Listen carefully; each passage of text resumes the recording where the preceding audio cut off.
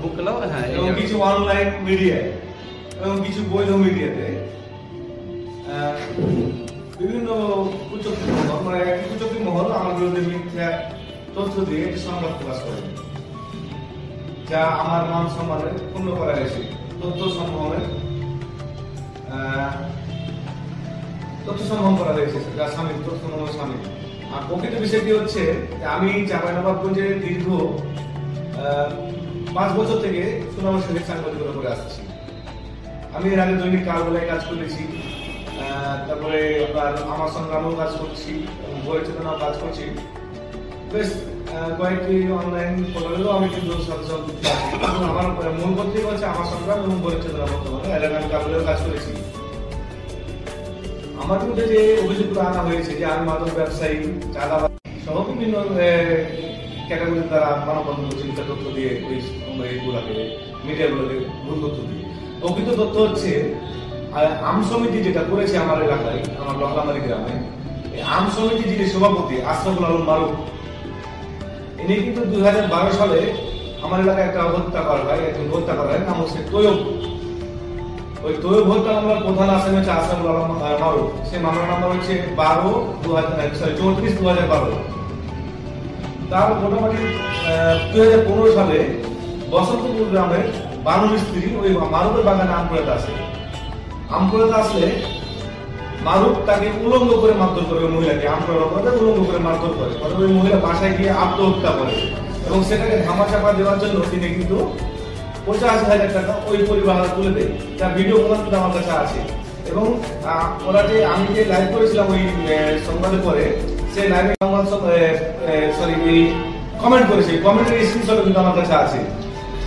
প্রকৃত বিষয় হচ্ছে যে তারা এই যে এই ঘটনাগুলো ঘটিয়েছে বিগত সরকার, বিগত আওয়ামী লীগ সরকারের আমলে আমাদের এলাকায় একটা হাট লাগে, লহলামারি হাট।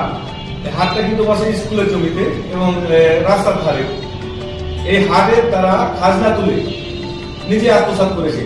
কোনো উন্নয়নমূলক কাজ নাই, কিছু নাই, এবং কোনো সরকারকে 8 আনা পয়সাও কিন্তু তারা ট্যাক্স দেয়নি, সেটাও কিন্তু তারা আত্মসাৎ করেছে।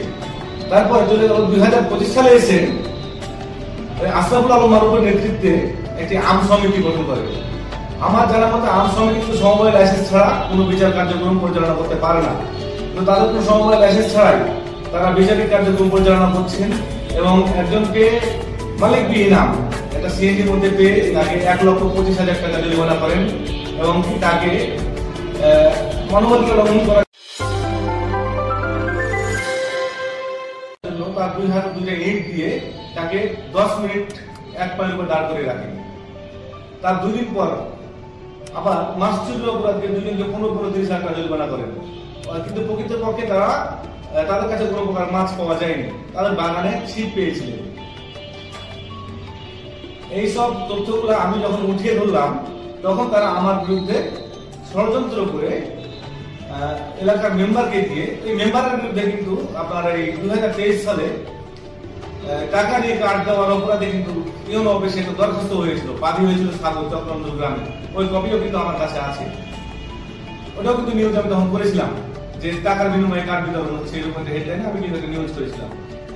এই তথ্যগুলো ওঠার কারণে তারা আমার বিরুদ্ধে মিথ্যা ষড়যন্ত্র করে মিথ্যা নিউজ প্রকাশ করিয়েছে। আমার মান সম্মান পূর্ণ হয়েছে। আমি তাদের নিন্দা এবং প্রতিবাদ জানাই, এইসব মিথ্যা নিউজের নিন্দা এবং প্রতিবাদ জানাচ্ছি। ধন্যবাদ সকলকে। আমার দিক থেকে কোনো গ্যাপ ছিল না, এমনকি তারা আমাকে কোনো প্রকার ফোনও দেয়নি, যোগাযোগও করেনি। আমার সম্পূর্ণ আমার মতামত ছাড়াই তারা নিউজটা প্রকাশ করেছে।